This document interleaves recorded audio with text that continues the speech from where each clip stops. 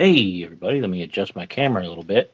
I am continuing my tasting and review of Missing Falls Brewery, a local brewery just a little bit north of me. I talked at length about them in the last video, and I don't want to take up too much time retreading.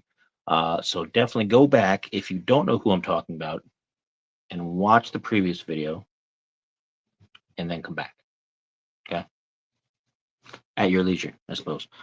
I'll just wait here till you're done. Pause.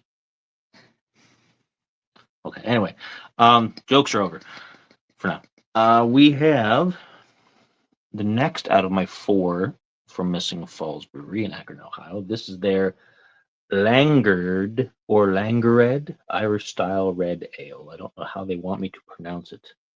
Langered. I don't know. I'm gonna have to ask them. I have no idea.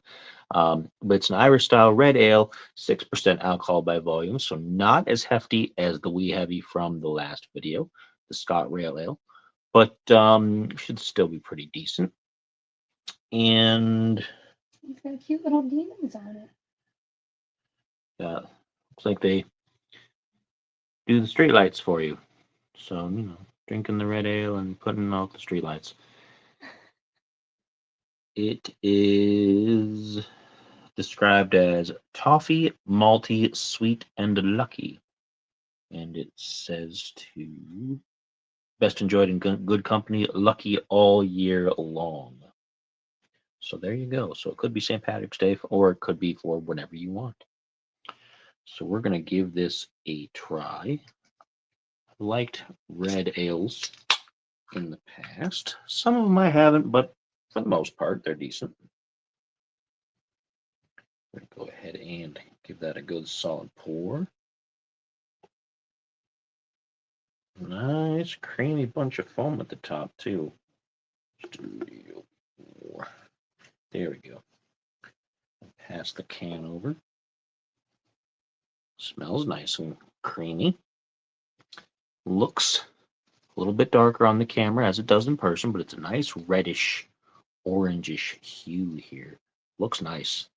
I'll put the can there. A lot of bubbles, a lot of good foam there. It smells nice. Smells nice and clean. So let's give it a try.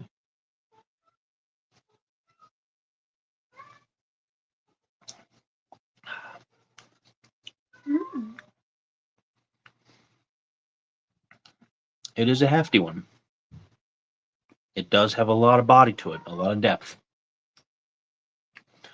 And it starts off like it's going to be kind of rough, but it settles really nicely.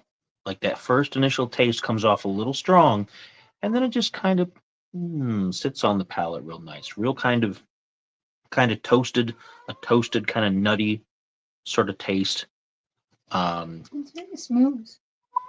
It's not too sharp at all. It's not biting up my tongue, despite all the bubbles and everything. Because sometimes you get some with a lot of the carbonation, and it kind of chews you up a little bit.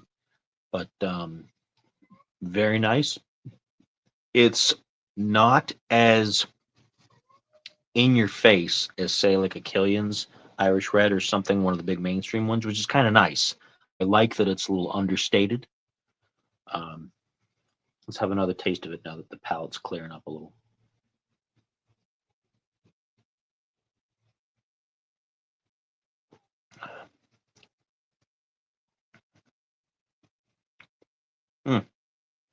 I do get a nice toasted kind of feeling out of that.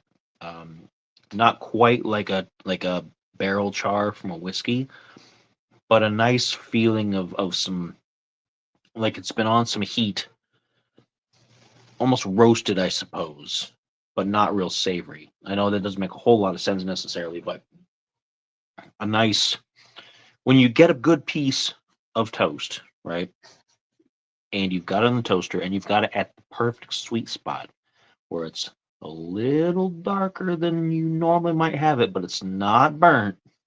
It's in that little spot in between where it's perfect little toasty amount where it doesn't exactly taste like toast as much, like the bread, but it doesn't taste like carbon. Toast people will know what I'm talking about. Everybody else will be just like, just eat your toast. Why are you burning your toast? But yeah, and it's nice. It definitely has some hoppiness to it, but the hops aren't too sharp and sour. No. It's not to the point where it's like, hey, guess what? There's hops in here. Hey, we got some hops. Hey, hops, hops, hops, hops, hops.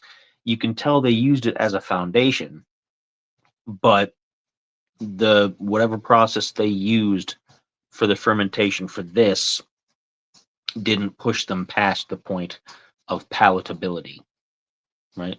Push past the point of palatability. There's a lot of some alliteration in there for you. But I like it. It's got a nice depth to it, and it is like the one from the last video. It is a bit on the heavy side, so it is something that if you're going to be eating a meal with it, you probably don't want to go too hefty with that meal. You probably don't want to go all out and have like a huge dinner and then have a couple of these because you might get a little bit bloated.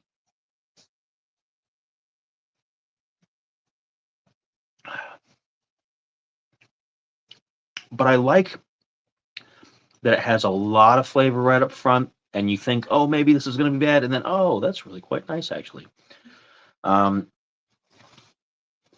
It's I always hesitate to say smooth all the time because that's always a thing that people say. It's very smooth, smooth, smooth. They try to use other things other than smooth. I said it was smooth earlier, so. Which saved me from having to say it. But it is really nicely palatable. It sits really nice, and it's not too sharp. It's not too bitey on the tongue, and it continues that way. It's flavorful, but it's not like overpowering. It's just nice. Yeah. It's not my favorite beer that I've ever had, but I have nothing bad to say about it, which is always a good thing to say. I've had some whiskeys that have been kind of like unremarkable, where they've been, it's not terrible, but it's not great, but it's just, okay, it's just a whiskey. Beer is a different story when you get to that area because you want it to kind of be in a little bit of a sweet spot. You either want it to be really good or you want it to be it's a nice beer. You don't want it to be bad, or if it's in the area where it's unremarkable and kind of like, nah, that it's bad. There's not a lot of middle ground in there. The middle ground is a lot more positive for me for beers as opposed to like a hard liquor. And that's where this sits. A few of the ones that I reviewed recently from like my pick 6 not too long ago were like this, where they were just, it's a good beer. I like it. And there's not much else you really need to say about it. I would buy it again. Yeah, I wouldn't mind drinking it again. I did not mention the price in the last video because I did not know the price. So now I asked the price. Well, I didn't even ask. I was told because it was pointed out to me that I forgot to ask the price, which is I dropped the ball. So it was... A 4-pack was $20 of the standard largest sized cans you can mix and match, or they have individual very large sized cans, which they call, I think, the crowlers, that are a little bit more if you get those. And these are, I was trying to see if there was a size, like with the, 16 ounces. So this is a pint. Mm-hmm. This is a pint. So a pint, 4 pints, four pints is $20. Yes. Which would make these individually about $5 a piece, which isn't bad. You go out to a bar or something and you try to get like an import, and you're going to be looking at the same kind of pricing for like an imported beer. Sometimes if they have a special, they might do like $2 imports or something like. Usually, though, a lot of times it's like $7 per beer these days when you go out. It can be. Depending. I thought it was for a home locally made beer. I thought it was a good price. Yeah, you can usually get like domestics like Budweiser. You can get for like $2.50 a lot of times at bars. Even with the inflation, the prices on those are still kind of on the low side. I never ordered a Budweiser, so I wouldn't know. I'm slightly classier. Well, I pay attention to the signs when I go out places. when you and I usually don't go out to many places anymore, but I did go out within the last month or so. I went out and I didn't have any beers, but I did notice the signs. So I'm up to date on the pricing, at least in this part of Ohio.